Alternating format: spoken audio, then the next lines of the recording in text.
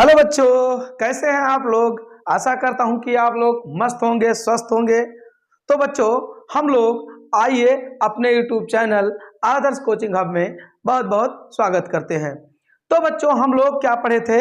हम लोग पढ़े थे संयोजन अपक्रिया। इसके पिछले वाले भाग में हम लोगों ने संयोजन अपक्रिया पढ़ा, जिसे हम योगात्मक अपक्रिया भी कहते हैं।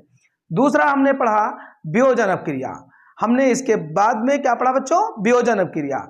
अब वियोजन अपक्रिया के अंतर्गत क्या क्या आते हैं? वियोजन की अपक्रिया के अंतर्गत बच्चों विद्युत अपघटन अपक्रिया आता है।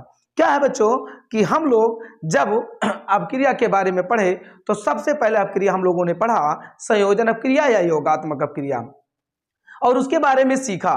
फिर उसके बाद में बच्चों हम लोगों वियोजन अपक्रिया पढ़ा कि वियोजन अपक्रिया में जो अपघटित हो जाते हैं, टूट जाते हैं, उसको दो नाम से जानते हैं हम, वियोजन अपक्रिया या फिर अपघटन अपक्रिया। तो आइए बच्चों, वियोजन अपक्रिया के अंतर्गत विद्युत अपघटन, ये जो हमारा वियोजन अपक्रिया, वियोजन के अंतर्गत विद्युत अपघटन अपक्रिया, जो वियोजन अपक्रिया हम लोग बच्चों पढ़ चुके हैं ना, उसके अंतर्गत हमको पढ़ना है वियोजन अंतर्गत विद्युत अपघटन अपक्रिया। तो बच्चों, हम लोग अपने टॉपिक पे चलते हैं और प्रयास करते हैं कि आप लोग को समझ में आए। जैसे कि बच्चों इसमें लिखा है विद्युत अपघटन अपक्रिया। यह विद्युत अपघटन अपक्रिया बच्चों वियोजन अपक्रिया के अंतर्गत आता है। ये जो विद्युत अपघटन अपक्रिया है बच्चों, ये वियोजन अपक्रिया के अंतर्गत आता है। लिखा है जब किसी विद्युत अपघटन अम्ल, क्षार व लवण के जलीय विलयन में विद्युत धारा प्रवाहित किया जाता है तो उसमें पदार्थ अपघटित हो जाते हैं, जिससे विद्युत अपघटन अपक्रिया कहते हैं। क्या लिखा हुआ है बच्चों? जब किसी विद्युत अपघटन अम्ल में, विद्युत अपघटन का मतलब जैसे अम्ल, क्षार, लवण जो भी हो, अम्ल, क्षार, लवण में अगर हम विद्युत धारा प्रवाहित करें, क्या करें बच्चों? अम्ल, क्षार, लवण वाले में कोई एक ऐसा तत्व हो जिसमें हम क्या प्रवाहित करें? विद्युत धारा प्रवाहित करें। विद्युत के द्वारा हम उसको तोड़ने की प्रयास करें, विद्युत के कारण ही वो अब पदार्थ अपघटित हो जाए, टूट जाए, तो इस प्रकार घटना को हम लोग बच्चों क्या कहते हैं? विद्युत अपघटन अपक्रिया।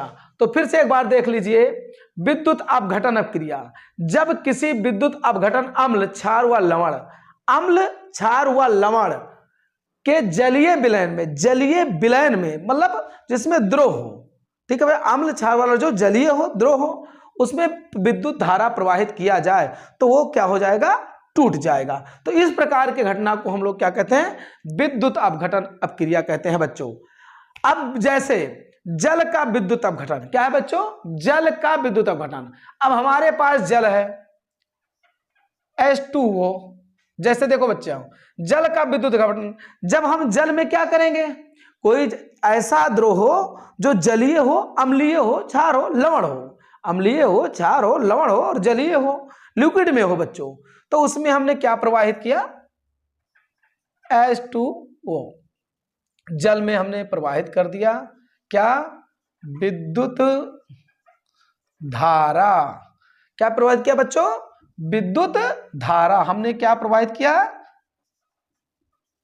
विद्युत धारा। अब ये बच्चों है हमारा जल, और हमने जैसे प्रवाहित किया जल में विद्युत धारा, तैसे ये दो घटकों में वियोजित हो गया। एक तो हाइड्रोजन में टूट गया और दूसरा ऑक्सीजन में टूट गया बच्चों। एक हाइड्रोजन में टूट गया और एक किस में टूट गया? ऑक्सीजन में टूट गया। अब देखिए बच्चों, ये हमारा तो अपक्रिया हो गया। जब हमने जलीय अर्थात जल में या अम्लीय जल या क्षारीय जल है ना, या कोई जो लवण वाले जल हैं, उनमें हमने क्या किया? विद्युत धारा प्रवाहित किया। ये हमारा जल था, उसमें मैंने विद्युत धारा प्रवाहित कर दिया, और जैसे हमने विद्युत धारा प्रवाहित किया तैसे वो हाइड्रोजन गैस बनकर क्या निकल गया बेटा? गैस बनकर निकल गया, और ऑक्सीजन भी गैस बनकर निकल गया। अब देखिए बच्चों, ये अपक्रिया तो हमारा हो गया। अब हम पहले ये देखेंगे, संतुलित समीकरण हम लोग पढ़े हैं कि ये संतुलित हो रहा है कि नहीं हो रहा है। यहाँ हाइड्रोजन की संख्या कितना है बच्चों? 2। यहाँ कितना है? 2। ऑक्सीजन की संख्या यहाँ कितना है बच्चों? 1। लेकिन यहाँ कितना है? 2। नहीं हो रहा है। तो यहाँ हम अगर 2 से मल्टीप्लाई कर दें बच्चों, तो ऑक्सीजन हमारा संतुलित हो गया। इसके पिछले वाले अध्याय में बच्चों हम लोग खूब अधिक ज़्यादा से ज़्यादा संतुलित समीकरण को पढ़ा है। हीट एंड ट्रायल मेथड, काफी समीकरण को हम लोगों ने संतुलित किया है। तो आशा करता हूं बच्चों आप लोगों ने देखा होगा। 2 दूना 4 और 2 अक्का 2। ऑक्सीजन तो बच्चों बढ़ गया लेकिन हाइड्रोजन प्रभावित हो गया। अब हम यहां क्या कर दें, 2 से गुणा कर दें, अब हमारा संतुलित हो गया बेटा। तो इस प्रकार हमारा जल का विद्युत अपघटन हुआ है ना। और ये विद्युत अपघटन किसके अंतर्गत आता है बच्चों, वियोजन अपक्रिया या अपघटन अपक्रिया के अंतर्गत आता है। हम उसको 2 नाम से जानते हैं। अब दूसरा देखिए बच्चों, सोडियम क्लोराइड। क्या है बच्चों, सोडियम क्लोराइड का विद्युत अपघटन। अब मान लो बच्चों हमारे पास सोडियम, क्या लिखा है, गलित सोडियम क्लोराइड। सोडियम है, अब वो गलित हो, द्रव में हो, कुछ भी, लेकिन है सोडियम है। गलित सोडियम क्लोराइड में विद्युत धारा प्रवाहित करने पर यह सोडियम तथा क्लोरीन में अपघटित हो जाता है। जब बच्चों हम किसी सोडियम में, गलित सोडियम में जो द्रव के चिपचिपापन हो, उसमें क्या करें, विद्युत धारा प्रवाहित करें, तो इसमें कहा गया है बच्चों विद्युत धारा प्रवाहित करने पर यह सोडियम तथा क्लोरीन में अपघटित हो जाता है, मतलब 2 टुकड़ों में बढ़ जाता है। अब वो 2 टुकड़ा क्या क्या है बच्चों, सोडियम और क्लोरीन है। अब देखिए यहां क्या था बच्चों, Na मतलब सोडियम, NaCl, और हमने क्या किया बच्चों, विद्युत धारा प्रवाहित किया दिया, विद्युत धारा, क्या कर दिया, विद्युत धारा प्रवाहित कर दिया। अब जैसे मैंने विद्युत धारा प्रवाहित किया बच्चों, तैसे ये Na+Cl में टूट गया, NaCl2 में टूट गया। अब देखिए बच्चों यहां क्या है, गलित सोडियम क्लोराइड में विद्युत धारा, जैसे हमने सोडियम में क्या क्या विद्युत धारा प्रवाहित किया, तो ये सोडियम तथा क्लोरीन में टूट गया, तो सोडियम और क्लोरीन में टूट गया। अब ये तो हमारा अपक्रिया हो गया बच्चों। अब जरा देखिए यहां पर क्लोरीन की संख्या कितना है, 2 है, और यहां पर कितना है, 1। ये संतुलित नहीं हो रहा, तो यहां से मैंने 2 क्या कर दिया, गुणा कर दिया। और जैसे मैंने 2 से गुणा किया तो यहाँ क्लोरीन तो संतुष्ट हो गया, लेकिन सोडियम क्या हो गया, प्रभावित हो गया। इसलिए बच्चों हमने यहाँ 2 से क्या कर दिया, मल्टीप्लाई कर दिया। हमने बताया इसके पिछले वाले भाग में बच्चों हमने खूब बहुत सारे समीकरणों को संतुलित किया है, उसके नियम कानून सारे बताए गए हैं बच्चों। अब आता है एल्युमिनियम ऑक्साइड। क्या आता है बच्चों, एल्युमिनियम ऑक्साइड का विद्युत घटन। हम जब एल्युमिनियम ऑक्साइड में क्या करें, विद्युत धारा प्रवाहित करें, जब गलित Al2O3 में विद्युत धारा प्रवाहित की जाती है तो एल्युमिनियम नियम धातु तथा ऑक्सीजन में अपघटित हो जाती है। एल्युमिनियम धातु में और ऑक्सीजन में अपघटित हो जाती है, मतलब धातु अलग हो जाता है और ऑक्सीजन गैस बनकर उड़ जाता है बच्चों। तो हमने क्या क्रिया कराना है, हमको कराना है ये Al2 और वो 3, और जैसे हमने अपक्रिया कराया बच्चों, तैसे बन गया एल्युमिनियम धातु बन गया और ये बन गया ऑक्सीजन। वही तो कह रहा है ना, एल्युमिनियम ऑक्साइड का विद्युत अपघटन। जब हम गलित Al2O3 में विद्युत प्रवाहित की जाती है तो एल्युमिनियम धातु तथा ऑक्सीजन में अपघटित हो जाती है। तो हमने क्या किया, एल्युमिनियम क्या लिया, एल्युमिनियम को ले लिया, एल्युमिनियम ऑक्साइड, ये हमारा क्या है बच्चों, Al2O3 एल्युमिनियम ऑक्साइड है। इसमें हमने क्या किया, विद्युत धारा प्रवाहित कर दिया। क्या कर दिया बच्चों, विद्युत धारा प्रवाहित कर दिया, विद्युत धारा क्या कर दिया बच्चों, हम लोगों ने प्रवाहित कर दिया। और जैसे हमने क्या किया, इसमें प्रवाहित किया, तैसे कितने भाग क्या बनकर निकला, एक एल्युमिनियम बन गया धातु और ऑक्सीजन बनकर उड़ गया। तो ये हमारा Al2+O2 में टूट गया बच्चों। अब यहां देखिए कि ये संतुलित है कि नहीं है। यहां देखिए बच्चों एल्युमिनियम की संख्या कितना है, 2 है, ठीक है, यहां भी 2 है, ठीक है। यहां पर देखिए बच्चों अगर ऑक्सीजन की संख्या 3 है, यहां कितना है, 2 है। अब क्या किया जाए, अब बच्चों क्या किया जाए, अगर इसमें संतुष्ट करना है तो इसमें हम 2 से गुणा कर दें, तो 2 दूना 4, एल्युमिनियम तो 4 हो गया, प्रभावित हो गया, 2 तिहाई 6, ऑक्सीजन कितना हो गया बच्चों, 6। तो यहां से भी 2 से हम क्या कर दें, 2 दूना 4 हो गया बच्चों। अब जैसे 4 के तो 2 तिहाई 6, 2 तिहाई 6, ऑक्सीजन 6 हो गया। तो यहां कितना कर दे बच्चों, ये 3 से हम अगर गुणा कर दें तो ये हमारा क्या हो जाएगा, हमारा संतुलित हो जाएगा। अब एक बार फिर से देखिए, ये हमारा क्या था, एल्युमिनियम ऑक्साइड विद्युत धारा में प्रवाहित किया गया 2Al2 + 3O2। अब क्या है कि हमने जैसे विद्युत धारा प्रवाहित किया किसमें, एल्युमिनियम ऑक्साइड में, किसमें, गलित एल्युमिनियम ऑक्साइड में। तो ये फिर से एक बार देखिए बच्चों, ये हमारा था एल्युमिनियम, गलित एल्युमिनियम ऑक्साइड ये था, ठीक है, क्या था। तो इसमें क्या है, जब हमने विद्युत धारा प्रवाहित किया तो ये अपघटित हो गया, मतलब टूट गया, किसमें किसमें, एल्युमिनियम धातु में, और किसमें टूट गया, ऑक्सीजन में। तो तोड़ दिया, तो यहाँ देखो बच्चों संतुष्ट नहीं हो रहा है, यहाँ ऑक्सीजन 2 है, यहाँ 3 है। तो अगर यहाँ से हम 2 से गुणा करा दें तो 2 दूना 4 हो जाएगा, 2 दूना कितना हो जाएगा, 4 हो जाएगा, और 2 तिहाई 6 हो जाएगा। तो यहाँ 2 से गुणा कर दे, 2 दूना 4, एल्युमिनियम इधर हो गया, 4 एल्युमिनियम इधर हो गया, ऑक्सीजन 2 तिहाई 6 हो गया बच्चों। तो 3 से यहाँ हमने क्या करा दिया, गुणा करा दिया। अब ये जाकर हमारा संतुष्ट हो गया। फिर से एक बार देखिए बच्चों, लिखा है विद्युत अपघटन अपक्रिया क्या है। तो जो विद्युत अपघटन अपक्रिया होता है बच्चों, ये हमारे वियोजन अपक्रिया या अपघटन अपक्रिया के अंतर्गत आता है, क्योंकि वियोजन का नाम दूसरा अपघटन ही है।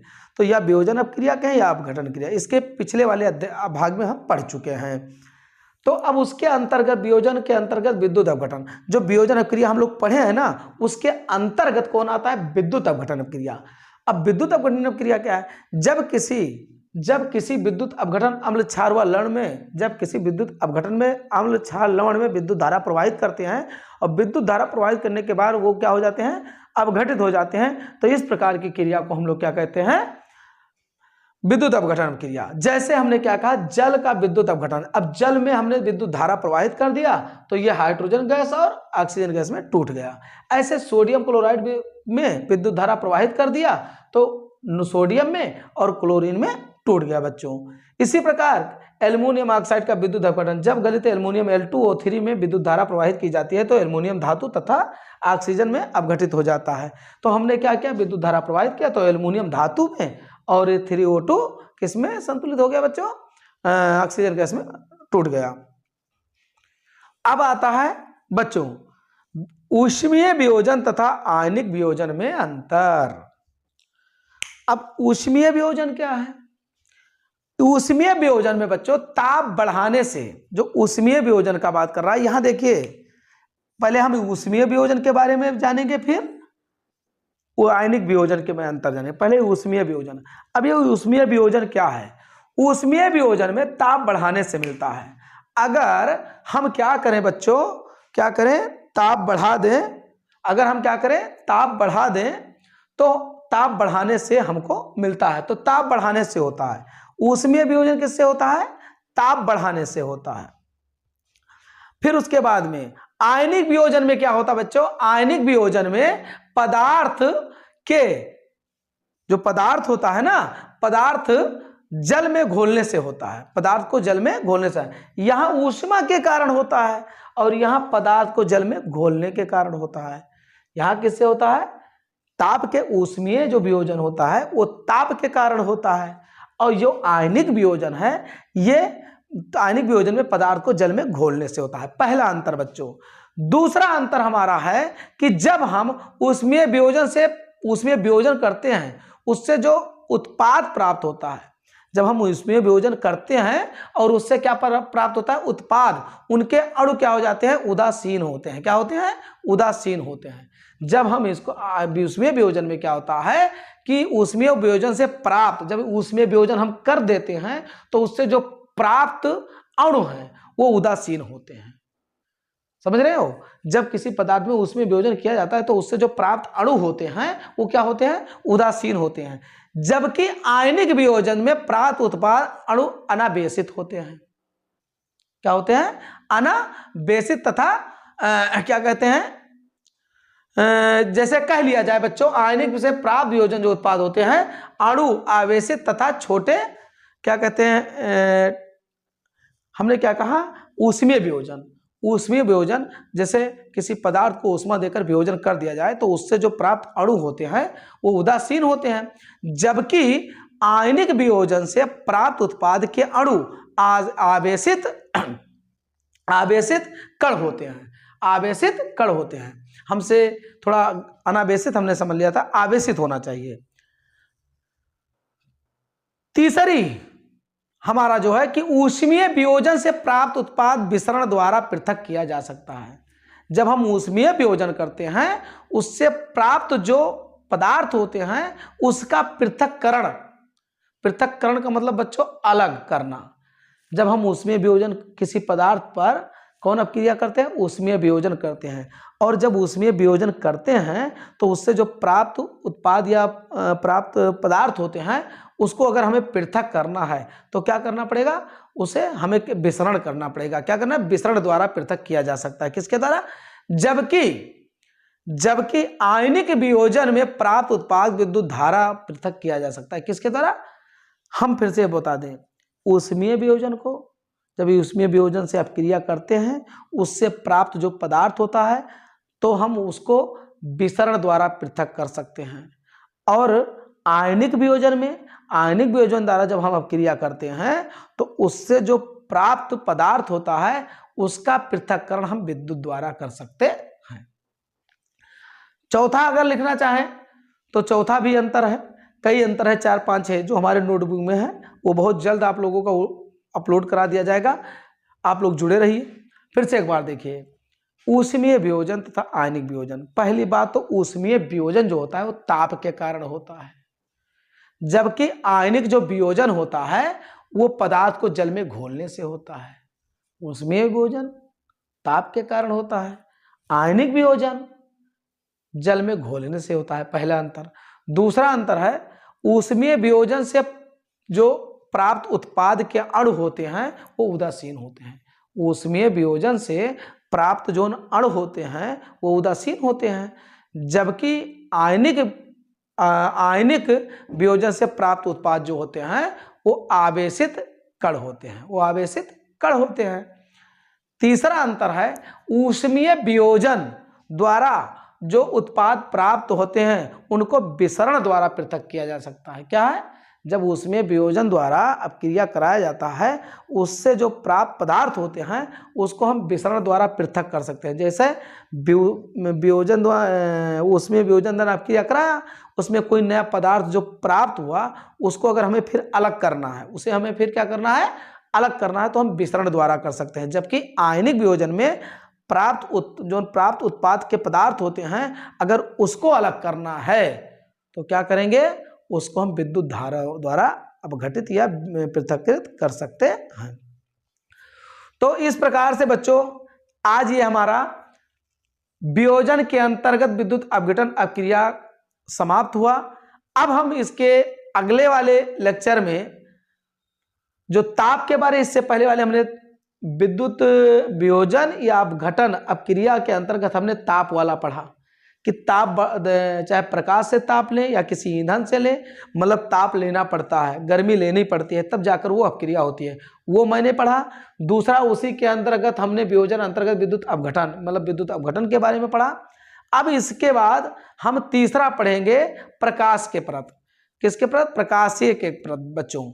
तो तब तक के लिए मैं आपसे आशा करता हूं कि आप लोग ने मेहनत किया होगा और परिश्रम करते होंगे, स्वस्थ होंगे, मस्त होंगे और मेहनत करते होंगे।